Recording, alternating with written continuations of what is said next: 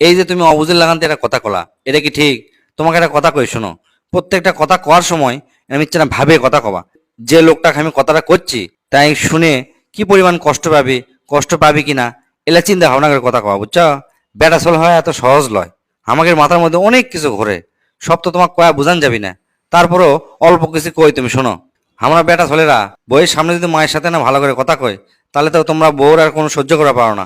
কি কও? মায়ের আসলের তলে থাকা সন্তান। আবার মায়ের সামনে বইয়ের সাথে যদি না ভালো করে কথা কয়, তাহলে আবার মাও কবি যে বইয়ের গোলাম হয়ে গেছে, বুঝছো? আবার সোলপল যদি জেদ করে আল্লাহ করে আর ছেলের জন্য যদি আমি আবার মারি, তাহলে আমাকে আবার কবি যে আমার দয়া মায়া নাই।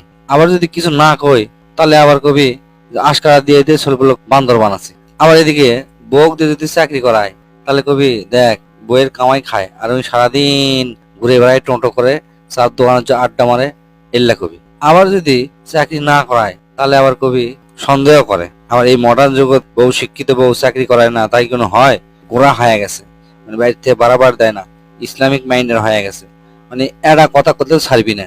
সারাদিন যদি ঘরের বাইরে থাকি, তাহলে কবি ভাদাম্মা হয়ে গেছে, কোনো কাম নাই কাজ নাই, নিশা টিশা করে নাকি আল্লাহ জানে। সারাদিন বাড়িতে আসে না, ঘুরে বেড়ায়, আড্ডা দেয়, মানে দুনিয়াটা কিরম মনে হচ্ছে যে কি হয়ে গেছে। আবার যদি ঘরের মধ্যে থাকি, তাহলে আবার কবি বেকার সারাদিন ঘরের মধ্যে বসে থাকে, কাজ কাম নাই, কামাই নাই, কিচ্ছু নাই, খালি সুদ থাকবি আর বসে থাকবি, গিলবি আর হাঁকবি, এই কাম। স্বামী স্ত্রী মাঝে মধ্যে ক্যাসাল হবি, ঝগড়াঝাটি হবি, নিচ্ছে না যদি গাও টাস লাগে, তাহলে কবি হ্যাঁ বউক ধরে কোবায়, বউক ধরে নির্যাতন করে, এ হসে তা হসে, শালা খুবই লম্পট, খারাপ। আর যদি বউয়ের সাথে ক্যাসাল করতে করতে বউ যদি উল্টা মারে, মারতে মারতে যদি অবস্থা খারাপ করে দেয়, তাহলে কবি শালা কিচ্ছু করতে পারে না, কাপুরুষ, বইয়ের মার খাই লিট্টি, এল্লা কথা কবি। আর একটা বেটা চল কি বা সারা জীবন ধরে করে নিজের জন্য, কও? নিজের জন্য কিচ্ছু করে না। মায়ের ঔষধ থেকে শুরু করে বউ বাচ্চার প্রত্যেকটা শখ পূরণ ও দায়িত্ব পালন করতে পুরুষের জীবন খানা খানা হয়ে যায়। কিন্তু কি লাভ এত কিছু করে, কও? এত কিছু করার পর হঠাৎ যদি মিথ্যা না ভুল হয়, মুখের উপর কয়ে ফেলে দিবি, কি করছো তুমি আমাদের জন্য, কও?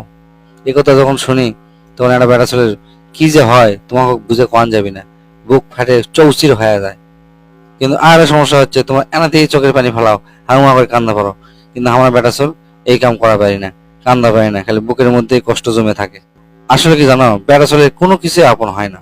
পুরুষ না হওয়ার পারে বাপ মায়ের ভালো সন্তান, আবার না হওয়ার পারে ভাই বোনের ভালো ভাই, পুরুষ না হওয়ার পরে একটা ভালো স্বামী, না হওয়ার পরে সোলপলের ভালো বাপ। আসলে বেটা ছেলে কেউ ভালোবাসে না। পুরুষ মানুষের জীবন পুরোটাই ধোঁকা। মানুষের সুখের জন্য সারা জীবন খালি খাটাখাটনি করেই যায়, কিচ্ছু পায় না জীবনে, খালি পরিশ্রম করেই যায়, করেই যায়।